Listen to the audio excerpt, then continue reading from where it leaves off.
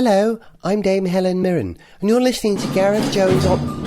Will you drummers shut the up? We're trying to do a podcast here! Sorry.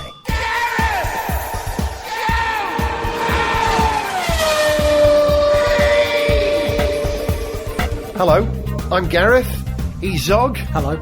And he's Richard. Hello. And this is Gareth Jones on Speed, the most reliable source for motor industry data on your iPod, which I'm sure it's never been before, and it won't be after this show. But we thought we'd talk in this programme about something that we've noticed recently and are going to back up with journalistic research and figures, Richard. Is that right? Well, I looked something up on the internet, but it came from a trusted source. We have at least one fact. At least one fact. At least one. Which is a and breakthrough. It may even be right. What I was going to talk about was the car sales figures for last month. Calm down, I know. It's terribly exciting subject.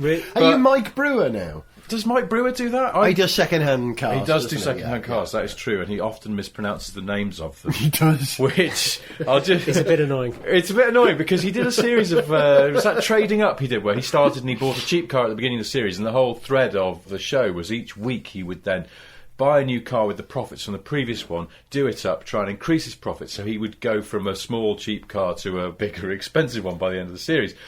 And one series of that, he started with what we would call a Fiat Cinquecento. That was the first thing he bought. And he called it? I bought this lovely Fiat Cinquecento, and he did this. We had to recap everything at the beginning of each programme, where he'd end up going, I bought this lovely little Cinquecento. The thing is, I know Mike Brewer a little bit, just from seeing him around at, car things. And also, bizarrely, I was in a bar in Leamington Spa a few weeks ago. I know that sounds funny, Mike Brewer lives in Leamington Spa. I didn't know that, so I don't know him that well. But he walked in, and I was like, hello, Mike, what are you doing here? He went, I live here. And did you ask him to say the name of the town? Exactly, Leamington Spa is a lovely little old spay town what the Romans built, and it's just I like Mike a lot. He's a really guy. Nice bloke, but he does mispronounce things. Brilliant. And I once said to him, Mike, you said Cinquecento every week on that bloody show. It drove me nuts. And he went, that's what I do, that's my thing, that's the way I say it. That doesn't make it right. It's just Although, and I say this as a terrible pedant, he's not entirely without a leg to stand on there on that thing. He's wrong. It is Cinquecento, but I'm just saying that there is something in that argument that part of his shtick is saying things his way, and maybe so. There's a little something there. I'm just saying there's a little of both. And if he was a trained classicist or something, and he'd go, well, actually, originally they would have said it like this. Well, that's one thing. But he is a Cockney used car dealer. Well, we've digressed quite a lot. No, we haven't. Richard, taking this, it's all right to have your own shtick by mispronouncing things. Tell us the sales figures for Fords, Vauxhalls, and Nissans, or whatever you've got there. What have we got? This week, the sales figures for last month come out, and this happens every month. They publish the sales figures through the SMMT. But a few things caught my eye. I'll give you some perspective on this, because you might not know how many cars are sold at all by anyone. But your big hitters at the top. Ford. In April this year, Ford have sold 22,178,000 cars. Vauxhall, 17,645. And then VW in third place, 16,096. Those are your big hitters. But then what's interesting is who's coming in fourth. I'm not looking. Kia selling a lot of cars these days. Kia are doing all right, but... How about... Nissan. Toyota? No. Not Toyota. Not Nissan. No. Skoda? No, Skoda. What are we seeing a lot of on the roads? What's... Land Rover. No. Come on. They're doing all right, but no. What are we seeing a lot on the roads? Gonna take a while. Chevy, no. Don't see a lot of those. Wouldn't be a Peugeot or... No. Hang on to Sanyong. I'll tell you. Us. Yeah, tell right, us. the fourth best-selling car make in Britain last month was Audi. Get They did out. 10,823 cars, so it's half of what Ford have done, but still a lot of cars. Outselling BMW and Mercedes. Well, BMW were fifth. Wow. And that's not including Mini. So these sort of, in inverted commas, prestige brands that people might think are quite exclusive are quite the opposite. They're bloody everywhere. So Audi and BMW sold more than Nissan. Those BMW's figures you say don't include the Mini. Don't include Mini. Separate band. Okay. Mini sold 3,350 cars, so they're doing okay. I won't read out every figure because it's not that interesting, but I did think that was interesting. That Audi, fourth best-selling maker. This is just last month, but it sort of gives you an indication of what's going on generally. BMW fifth, ahead of Nissan in sixth, and then Mercedes in seventh, who've outsold Peugeot and Citroën and Toyota. And then you've got Hyundai and Kia, who are about selling the same each, 5,000 and a half or thereabouts. So they're doing okay and better than Skoda. Also, just as a little aside, Dacia did just over 2,000 cars. Dacia! No, Dacia. I'm not having it. It's a thing. It's your stick. That's your launcher thing. No, but that's your launcher thing. Launcher, I'm just going to say it's always been Dacia. We spent 2 series on Top Gear saying Dacia because that's how we thought it was pronounced. Now, Dacia arrives in the UK and goes, wow, we've had all this free publicity off James May being a silly idiot and saying good news on the telly every week to 7 million people and the rest around the world. So, well, let's just go along with it. Let's call it Dacia because that's what British people seem to say. And now they're bloody mindedly going, no, it's Dacia. It's like going, where have you been on holiday this weekend? I went to Paris. Yeah. It's like, no, you don't go Peugeot. It's Peugeot, because we say it differently. You wouldn't expect a French person would say Jaguar. Dacia's a place that, if you're an oligarch, that's where you go for your weekend. And, exactly. Dacia is a cheap and quite amusing I've never car. owned or been an aficionado of Lancia. I had a Lancia HPE because my brother-in-law was from Rome and he said, no, everybody in England says it. It's wrong. It's not Lancia, it's Lancia. So it's a Lancia. All right. Anyway, but unless your brother-in-law's become Romanian, it's Dacia.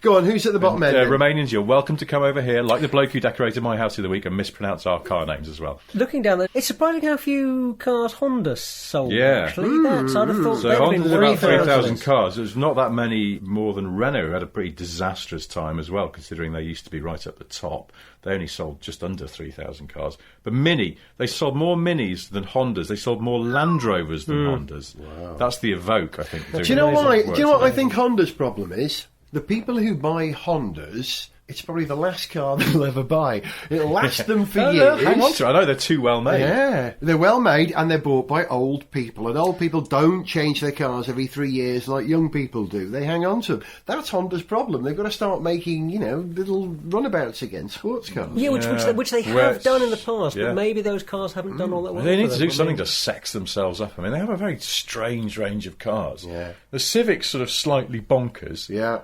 But to look at least. Yeah. And there's that new CRV, which I saw one the other day and didn't know what it was for a minute. Fuddy-duddy. That's odd, isn't it? My parents bought a Honda a few years ago. They've now decided that they don't need a car, and You go.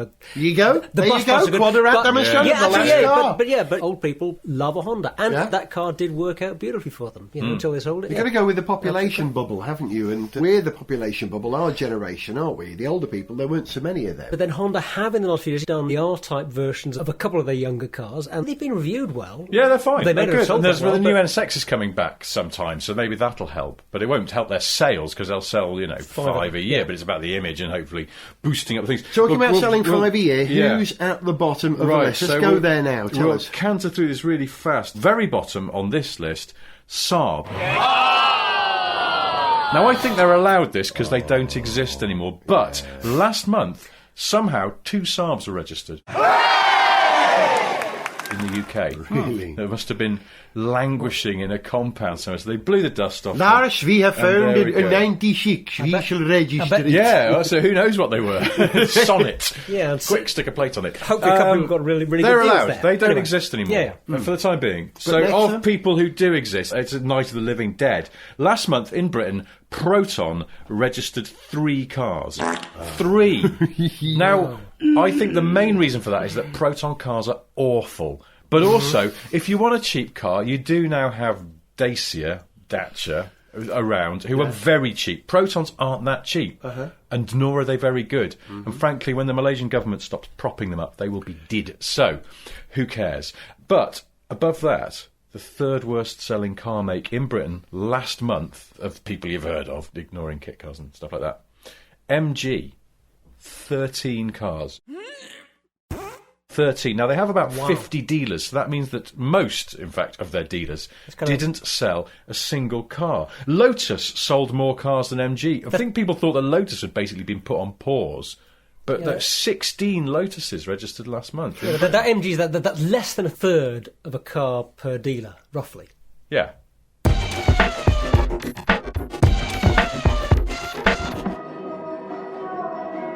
Good morning. Good morning, sir. What brings you here to Ghost Town MG this morning? Well, earlier today I saw a commercial for a discount carpet warehouse and I mistook it for an advert for your cars, so I'd like to buy one, please. Well, certainly, sir. If you're in a position to buy right now, you could drive away today in this very car here. Well, not really drive away, it's just the front end of a car. Ah, yes, I should explain, sir. We are just one MG dealer, and I'm afraid as such, this is our monthly allocation of cars. This is our 1/3 of an MG6. Well, that's no good, is it? Where's the rest of it? Well, sir, I am in regular contact with colleagues at other MG dealerships, and if you were to buy this 1/3 of an MG6 today, I would be able to put you in touch with a gentleman in Stafford who just yesterday bought the middle third of this very car. So, I would have to travel 150 miles to meet up with a man who has another 33.33 reoccurring percent of my car. Well, yes, sir. But I gather he's very nice. Oh, this all sounds highly inconvenient. Do you sell any other makes of cars in this dealership? As it happens, we do, sir. For the price of this 1/3 of an MG, I could sell you one whole, complete and total Proton. How does that sound? Would you take a cheque for your lovely 1/3 of an MG?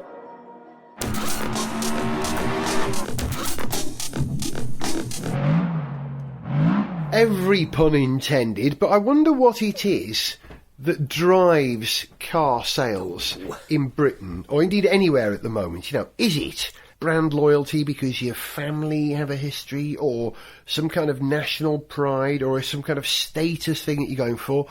Is it advertising, or is it motorsport? What is it that influences sales? For instance, MG sold, well, each dealership sold less than a third of a car. Yeah. Is that Jason Plato's fault? Well, here's the thing. So, all right, not advertising. Well- in that case, I mean, advertising isn't helping because there isn't any advertising for MG. I was going to say, what drives sales? It's complicated and it depends on where and when you are. These things do change, so one should be careful about oversimplifying. But yeah, MG advertising, I think maybe I've seen an MG ad in the last year, and now we're talking about, I'm not even quite sure about that. That was a Sniff Petrol parody. I certainly can't tell. That's the trouble. But it might have been. an advert for fabric softener or something. But if I did see an MG ad, it was definitely a roadside, big hoarding, and there was a side view of a car on it and some text. But I'm not even. But that's all I can remember, and I'm not even sure if that was actually was an MG ad. I might be completely imagining this. I think that was a road They warning did sign. do. Yeah. Side view of a car did have a motorbike jumping over the car. Somebody as well might as have the just front view of stuck the car. it, to a blank hoarding. I think So they did advertising do, is but a I suspect that MG haven't got a lot of money in the UK, so their advertising campaign was short-lived. However, saying that, they clearly have got some money because they're spending it on the British Touring Car Championship. And this brings me to, I think, what you were going to say, Gareth, that is it Jason Plato's fault? Not really, because he's doing... Plato! I don't know, maybe, if you're listening to this, you might have missed this completely, or because the BTCC, like last season, MG were in it, and Plato, and what was his name? Neat, who was not, in the American sense, neat at all. He was pretty hopeless, but they did quite well. They almost won the championship. It was down to the last race, and it was settled in the last race, wasn't it? And Plato drove his heart out and smacked into people, as he does. Brilliantly. God Hey, bless him. that's touring cars, you know. Exactly, Yeah. It's more of the same this season, and they did pretty well in the first race and then not so well more recently. But they're strong. The car is strong.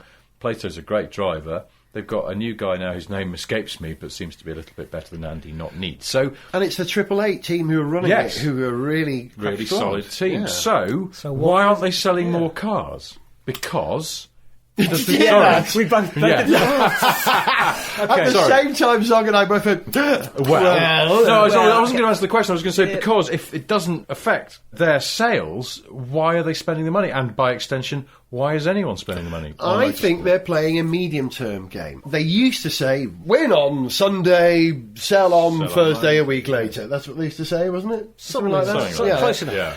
I think it's a less obvious game now. There was a time when people were suckered by advertising immediately because we lived in a less cynical time. And that idea of advertising something or giving something an immediate profile and people rushing out to buy it the next day doesn't happen anymore because we're a more cynical generation. However, what it will do is build a belief in the brand, perhaps not for us guys who remember MG when they were a British brand and worth something, also rubbish in other ways, but they're aiming at the next generation, you know, the PlayStation generation who are now moving into buying cars. They will have no baggage about MG whatsoever, but the fact that, they used to race in the BTCC will mean something to a 19-year-old in 5 years' time. Okay, but that's doing motorsport, not advertising. And I think you can't use the argument about advertising. Well, it's the because same in any thing. case, I don't think it is. I think it's very different because, broadly speaking, advertising works. You know, there's that old cliche about advertising. I know that half of the money that I spend on advertising is wasted. I just can't work out which half. But the flip side of that is that the other half does work. You can do bad adverts that will damage your business or that won't do you any good at all, but advertising works. Now, the motorsport thing, there's something odd going on here because I think that motorsport does remain a good way generally to promote an automotive brand, provided that you've got a bit more going on than just putting your cars on track and having them do well and having cars in the showroom. You need more than that. So, for example, I think Audi have benefited from their involvement in endurance racing because there has been a genuine link between some of the diesel technology that they've developed for the racing cars and the diesel technology that they're putting into road cars. I'm not saying that this is why they're the fourth most popular brand that we just talked about IndyCar, but I'm sure that's part of the story in building up Audi's market share in the last few years. I think Audi have exploited their presence in endurance racing rather well. The whole branding crossover, the fact that the R18 is the R18 e-tron Quattro, they're building it into the road car brand. We know e-tron technology is coming to Audi. Quattro is clearly an Audi sub-brand, and they're flagging that up. I think they've done very well there. The FSI thing is something that we associate with both Le Mans and Audi road cars. Well, we do, because we follow Le Mans. I don't think the average Audi driver knows a damn thing about Le Mans. And I'll tell you something really weird that I discovered this week, that one of the big Audi dealers, I think the one in London on the A4 on the way out of town, that 70% of new cars they sell, the buyers don't take a test drive. Really? They just want that car. Wow. That's a brand they trust. They've made up their mind. Extraordinary, isn't it? Well, that's brand faith, isn't it? Not blind faith, but brand faith. They've made their mind up. Oh, I'm not going to drive a BMW because the neighbour's got one. Range Rover, I'm not a drug dealer. No, it's going to be an Audi. And it's a process of elimination for them. It's that pick and mix culture that we all subscribe to these Well, days. it certainly suggests that Britain is full of Oh, that's awfully harsh on your Audi, Joe. Come on. They've made BMWs acceptable, though, haven't they? That's Okay, fair enough. Because if there's a man half a millimetre from your back bumper, it's usually a man as well. But I have seen some terrible driving by women on motorways in Audi as well, very aggressive sort of Audi-style driving from dreadful recruitment consultants in A3s and things like that. It's not a purely bloke thing. I think Audis, because they feel very sturdy, because the controls are relatively heavy, and deliberately so, they engineer in an Audi feel. And I know this explicitly, they have said this. They went to a great deal of trouble of flipping the engine and transmission around for the platform that's under the A5 and A4 and now A6, so that the weight distribution was better, engine further back, and then moving the gearbox forward, so that they didn't have that nose-heavy feeling of Audis. And yet you got into any of these cars, and you still do, and they broadly feel like the old generation, where so they went to a hell of a lot of trouble to change the fundamental balance of the car and then set it up to feel exactly the same. And this was done deliberately. They could have changed it, the engineers would have happily changed it, but the marketing people said, no, these cars must continue to feel like Audis. And Oh, that's yes, what an Audi quite sort of feels like. solid, and solid, that's heavy, It's working. maybe a little bit leaden, but reassuringly firm. But I think which it's encourages a very, people to drive more directly. it basically. does. I think it there's that does. old, again, that whole thing about if you want people to drive more carefully, stick a big spike in the steering wheel. That'll make them slow down and take a bit more care. So if BMW is the ultimate driving machine, lithe, responsive, ooh, I like driving, and Mercedes is, well, it's an investment and it's never going to break down and it'll give me prestige, what does Audi stand for? Engineering excellence with a bit of a twist is the They're way I very think nicely of it. designed They're as very- well. They're like a Yeah. well-cut suit. Whatever else you think of Audis, you'd have to say the design is very, very neat.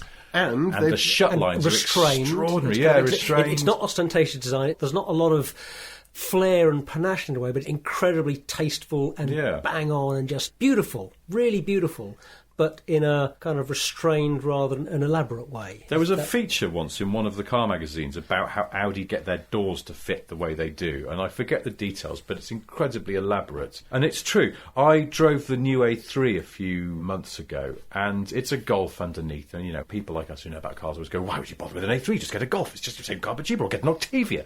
But you get, particularly in that new A3, I think they've really gone to town on it now. The interior feels of a certain degree higher quality, and the door fits are extraordinary. You think, of course someone would get in the showroom and get in one of these and just go, I want this car. No wonder 70% of buyers aren't test driving them. They just go, I want this car straight away. They've just felt the door shut, and they've looked at the little circular vents and the beautiful click they have engineered into them, and they've thought, I want this in my life now. Why would you not go for a Golf built by Audi?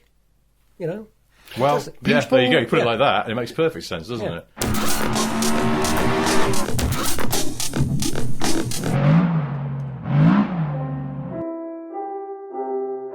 Good morning.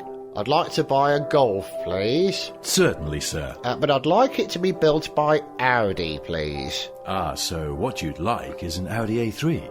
No, I don't think you understand me. I'd like a VW Golf. I see. I'm sorry, sir. I misunderstood you there But for a a moment. VW Golf built by Audi.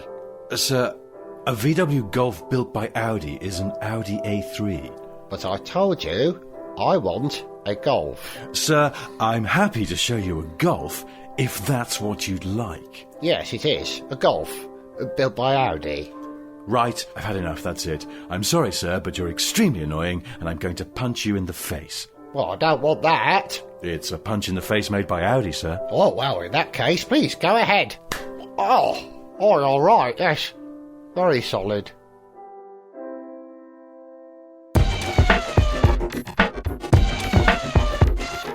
The other great question about the relationship between motorsport and car sales is, does the technology in motorsport, perhaps specifically Formula One, but also rallying and endurance racing, does that filter down to cars these days? The only example I can think of at the moment is that Peugeot developed their system of decoking the catalyst or the exhaust in their road car from technology that they developed for the 908 Le Mans car, where it reaches such an astronomical temperature that it actually burns the carbon particulates.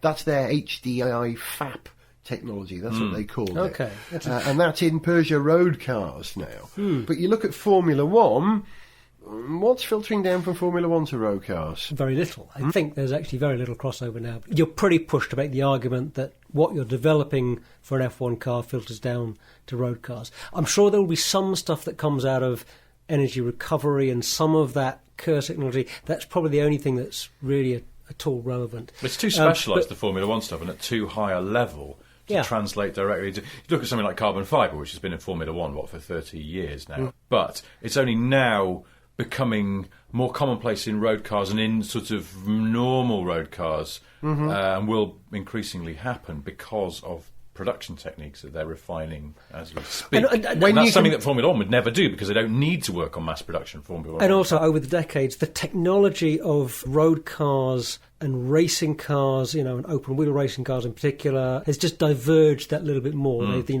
moved a bit further apart, so there's less crossover, which actually makes it, in a way, more surprising. That just to get back to the MG thing, it makes it more surprising, I think, that they're selling so badly, because racing your cars in BTCC, OK, that's not the road car, but it's a hell of a lot closer to a road car than the Audi Le Mans cars are to Audi road cars or to any kind of conceivable crossover that's going on with F1 and road cars. So why that presence in BTCC isn't working for MG, I'm sure it's a bit of a puzzle to them. Maybe they're starting from such a low point in terms of what people expect of the brand that actually they're doing well to sell 13 cars a month. I don't know. There are arguably two great racing marques which, without their presence in racing, their road cars wouldn't be anywhere near attractive. One is Zog's favourite, Porsche. You buy a Porsche 911, you're buying into that tail-happy heritage, aren't you? Yeah. Ferrari, their presence in Formula One, it's integral, it's crucial to their identity, isn't it? And it's so much a part of their history because when Enzo Ferrari started selling road cars, he sold road cars in order to fund his racing. In order to fund Ferrari racing cars, he sold Ferrari road cars. And that's actually something that I thought was really interesting because this story has just broken about how Ferrari are going to start limiting their sales. They're going to limit sales, is it 7,000 cars a year? And they're selling a little over that at the moment. Yeah. They're sort of, I don't know, 7,300 or something cars a year. They're going to limit their sales to 7,000 to preserve the exclusivity of the brand. How are they going to do that by selling only a third of a car, like certain other manufacturers? Oh, hey, actually, MG leading the way. So innovative. But there was an interesting little bit in the story, assuming that the figures in the story that I read were correct. Ferrari, the car company, makes about 80 million profit a year on its turnover. The turnover of $500 million or something. Roughly. Actually, if we just multiply 7,000 by the average... No, this is pounds.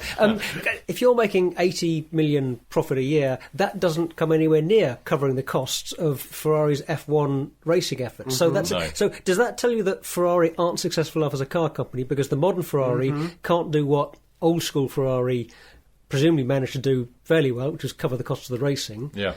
Or does that mean that F1 has just got insanely expensive because even Ferrari can't, in a sense, cover their own costs in racing? F1 is insanely expensive. Or maybe that 80 million has a lot to do with accounting practices, and actually when you figure it out, actually Ferrari has made a lot more profit than that. So not just any accounting practices as well, Italian accounting practices. Of course, I would imagine are quite complicated and designed so that money can, You can hear it, can't you? be wrested places. We sold 50 models of the FXX last year. The profit from this car was only €3. It's like Hollywood accounting. So sure. That film was the third biggest at the box office, but no, it's not in profit yet. I know you've got a couple. We've still lost money. Yeah, it's the Starbucks model, isn't it? No, we made no profit because, of course, we have to pay all the other nations from our sales in this country. That's what they're doing. Something like that. It's a bit naughty, isn't it? But Ferrari, I suppose the other less classy option would be to say, yes, we do need to do what old man Enzo did and pay for the racing team. So we're going to introduce an entry-level model for about £70,000 or £80,000, and we will make as many as you damn want. You want 50,000 a year? We'll make them. There you go. Lots of lashings of lovely profit. Oh, and it's front-wheel drive, by the way, because it's actually based on the Fiat Punto. But it's a Ferrari. It's got a Ferrari badge on the front. Roll up, roll up. Hang on, isn't that what Lancia was for in days gone by? There was lots. Was it the Thema or the Deidre? There was that. There was the Thema, which had the V8, the 3.5 V8 from the 308 in it. 3.2, because it was called the Thema, or Thema, I think. 32 V8. 832, that was with right, a pop-up rear spoiler. So terribly exotic in those days. And I must have told you this story before. When I went to the San Marino Grand Prix, the Ferrari team turned up the crew, because it's their local race pretty much, in a red Lancia Thema with Ferrari badging on the back as well, and lovely BBS wheels and stuff. And it really did look like a sort of a... Not the Thema, the Zeta. People carrier. Zeta, the people carrier that was built on the Ulysses platform, and the Fedra it became. And the one before that, was it called the Zeta? I think it was. Maybe. Oh, it was the loveliest MPV I ever saw. It looked like a race car. It looked like an Integrale. Yeah, it really You've did. got to track these down because by now, if it hasn't rusted away, it's probably depreciated in value enough. I could actually afford it. It's actually affordable. You want to see if you can track that one down. You're kidding, Richard, about Ferrari producing a front-wheel drive car of... well, I was just saying, that's one way they could go if they really wanted to make money to fund the race team. Isn't that what Maserati is, then? But it would devalue the brand, wouldn't it? I mean, actually, it would, how many cars a year does Maserati sell, Ruff? You know, rough... Not enough, I think. This is why they are making the new Quattroporte is going to be... 5 Series rival. Well, that's going to be the Ghibli, isn't it? But the Quattroporte will now have a wider range, I think. And then below that, there will be the new 5 Series rival. And the Gran Turismo has sort of got a broader range of cars now, and they're trying to make the most out of that, and they're trying to behave like a proper car company instead of a sort of quirky old outfit that makes one model or maybe two. I was just doing the quick mental calculation. Actually, maybe that 80 million profit for Ferrari might not be sort of an insane fiddle, because if you think about it, 7,000 cars, that's basically making about £10,000 profit per car, roughly. Which most people would dream of. Which, I mean, and are expensive cars. If you're selling a £100,000 car, is that good or bad to make 10 grand on it? That's pretty 10% profit. The best profit I ever heard on a car was the old Lincoln Navigator, the big SUVs they sell in the US, I think they still do.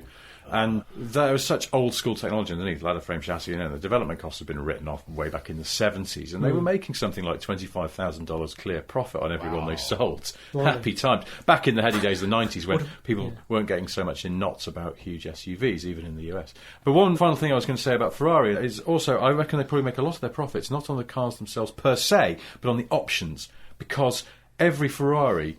And I asked a guy from Ferrari once this. I said, does someone ever go into the showroom and just go, I'd like a 458 and I'd just like it like that. Red, whatever the leather comes in, black or cream, I'll have that. Don't bother. I don't want contrast stitching. I don't want LEDs in the steering wheel. I don't want the fitted luggage set or the shields on the front wing, which are about £2,000 or something absurd. Really? Oh, yeah. I wish I've still got it at home. I might have it framed. The spec list for that 458 that I drove last year that I was rabbiting on about on the show, and the options are hilarious. The best one is a tiny Italian flag badge, little enamel badge goes on the engine cover as an option, and it was something like 500 quid. It's a little badge. I hope they make the most unbelievable coffee while they're... But yeah, well, the guy said from Ferrari, said nobody, very, very rare that anybody just buys the car bog standard. Yes, a lot of people have red, particularly first time, their first Ferrari, they'll go red because it's the classic thing to do. But it's also a special treat for them, something they've been saving up for maybe their whole lives, and they want it to be the way they want it. So they will go nuts with the options, and I bet all of those options are marked up like crazy. It's like a woman and a wedding, isn't it? Your one chance, you've got to do it. Yes, I'm just wondering if it's like looking at the wine list on the menu, and basically everyone looks down and just picks the second cheapest thing.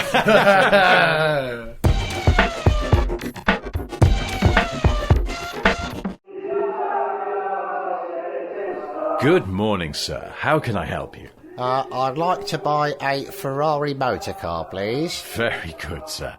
We have 4 models in our range at present. Did you have anything particular in mind? Yes, I'd like the second cheapest, please.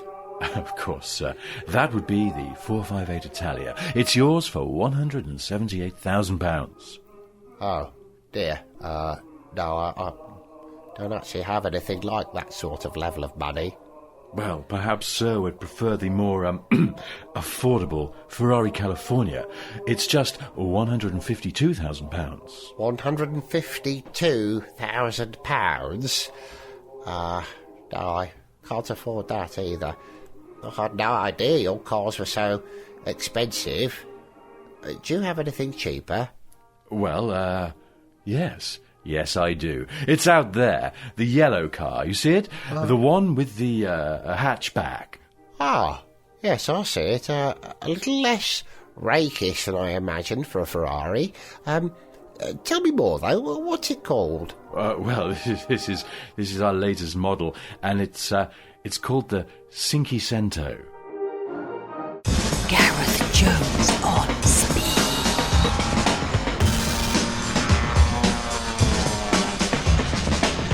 Every now and again, on Gareth Jones on Speed, we like to offer a bonus 30% at no extra cost, and considering that you don't actually pay for this show, an absolute bargain. We would normally have finished the programme by now, but I thought we might just do another few minutes about an idea that came to me earlier today, and that is, you know this phrase, guilty pleasures? I'd never heard this phrase until Danny Minogue said it on The X Factor. What? Yeah, I'd never heard it before. She was talking about, No, what were you doing watching Danny Minogue on The X Factor? Is Danny Minogue on The X Factor? Well, she was when I watched she it. is. She was, yeah. Oh, you never heard that phrase? I hadn't heard it before. There's a whole club night called Guilty Pleasure, which has been going for a while, and they did CDs and stuff like that. And I never went to the night, but I had one of the CDs, and it had great cheese and stuff. Cracking cheesy old tunes. Although at the same time, but then again, one person's cheese is another person's classic. Exactly. It's one person's, stinking fermented not disgusting nonsense. Another person's cheese. It Yeah. depends how you look at it. And I think it was a music journalist called Peter Robinson, who does the brilliant Pop Justice website, said, yeah. why is this guilty pleasures? I'm not guilty about liking Yeah, this yeah, stuff. yeah. I think it's great. So,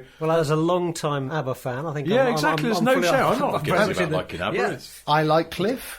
There are some Cliff Richard records I'm really very fond of. That's my guilty pleasure. yeah, in terms all of right, music. yeah, Why the Sound. That's the one. I Why start the there. Sound. Great. Daddy's And Home. what's that one that he did more recently? It was sort of all...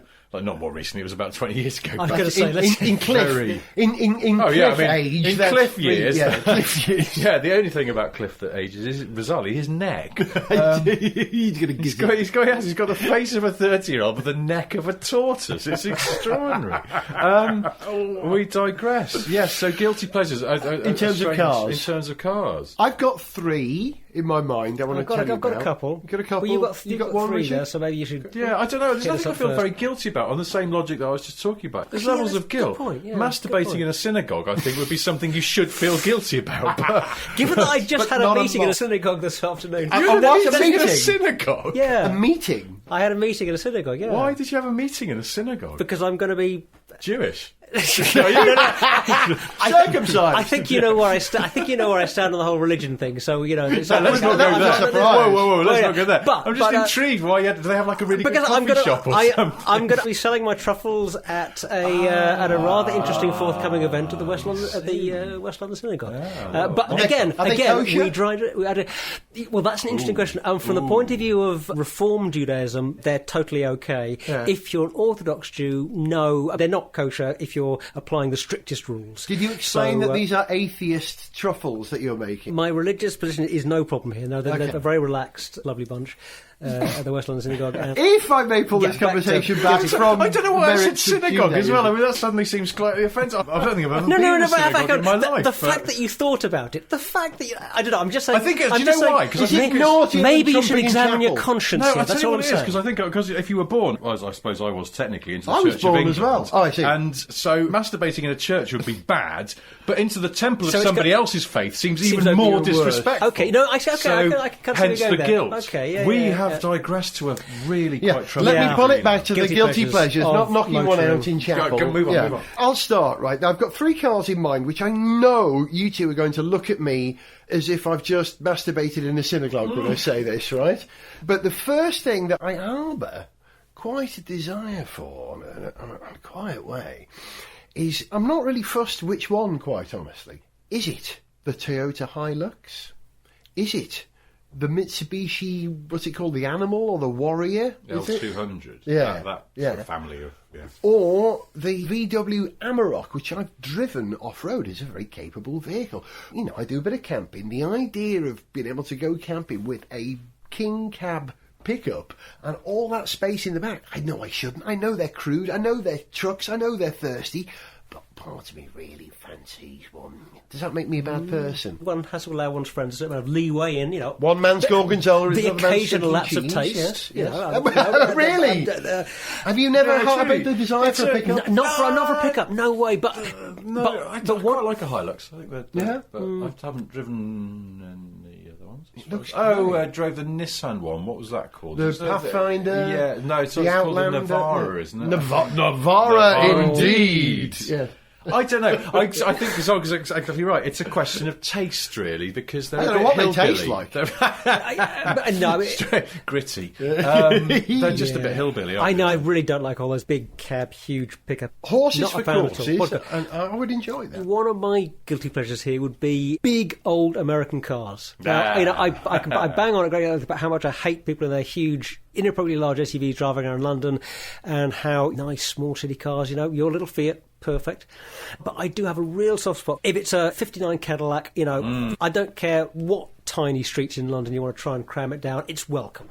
Because it's so lovely. You can even kind of go up to the 1970s. You know, I can still go for an As I remember enormous... before they started getting embarrassed about them and scaled them down, and they The had to have a design just grandeur got to wrong. them. There was just, you know, sort of, and, I mean, you could tell it mostly in sort of the Cadillacs. You know, the sort of the whole balance of the design of Cadillacs just goes completely off the rails, and all of a sudden they just look naff. Cadillac has had uncool spots in the past before, but there was still a basic balance in the Love design, Cadillac. and they just totally lost. So, yeah, so big American car. That's a good Well, I'll pleasure. tell you actually, if that, funnily enough, brings me to a guilty pleasure of mine, is, I think, probably Cadillacs in general. Yeah, me too. And I'll be honest, but I like a crap Cadillac. Oh, really? Well, like I'm the sort of- BL... The BLS. And do you know what I saw at the BLT. weekend? The BLT. Yeah, no, 'cause I'd- I don't like I'd tomatoes. rather be So, the BLS Estate, I think probably one of the most obscure cars on the roads at the moment. It was I a can't remember Saab ever seeing one. 3 underneath, 9.3, yeah. they call it, yeah. But the Estate one particularly. And I've driven the Saloon with the V6 turbo, and it was a quick car, and it wasn't a very good car, but I still occasionally look at them on Arnold Auto Clark Trader. are selling them for about £4,000 just well, now. they probably are. Yeah. Along with that Infinity I showed you earlier. Yeah. £28,000 worth of depreciation in a year.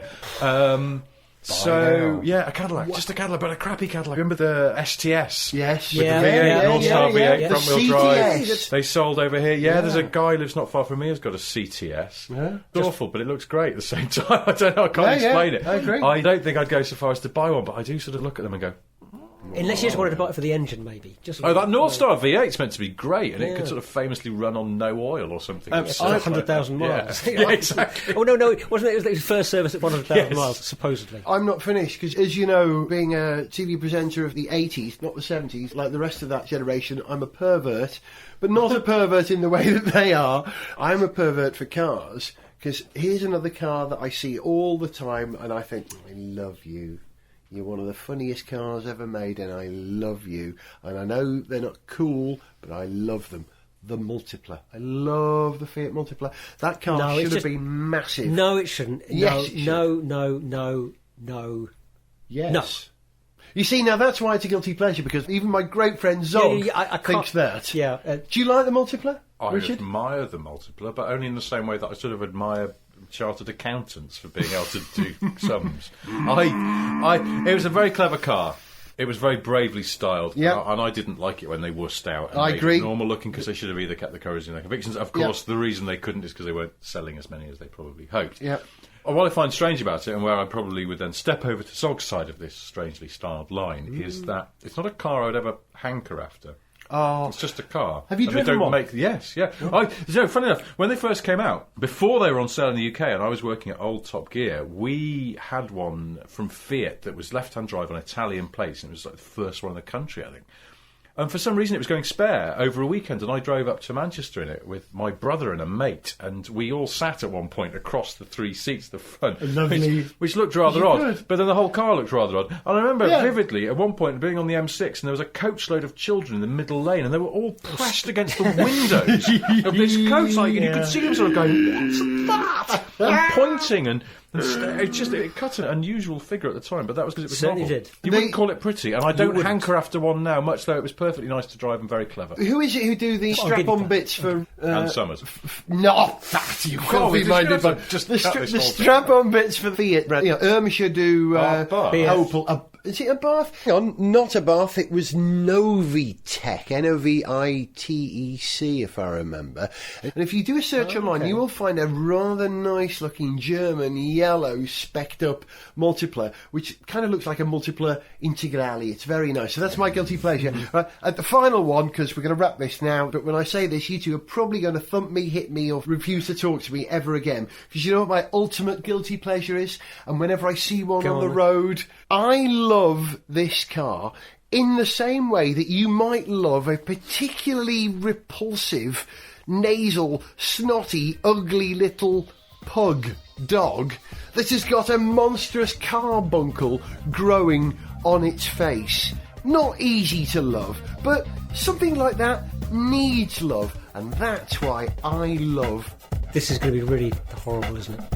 the Ssangyong Rodius, the original version. It is so disfigured, I adore it. You're not winning me over here. No, I mean, You're not going to talk to me anymore, are you? Someone has to just love... a baffling choice. that car. I admire your generosity of spirit in letting your heart reach out to that poor, ghastly, abandoned thing, but, you know. Even cars need love. You've been listening to Zog, Goodbye. Richard Porter, Goodbye. and me, Gareth. See ya. To send us an email, see pictures, get song lyrics, join our Facebook fan site, follow us on Twitter, or to find out about sponsorship opportunities, go to garethjones.tv. Gareth Jones on Speed is made in London by Whiz Bang. Gareth Jones on Speed!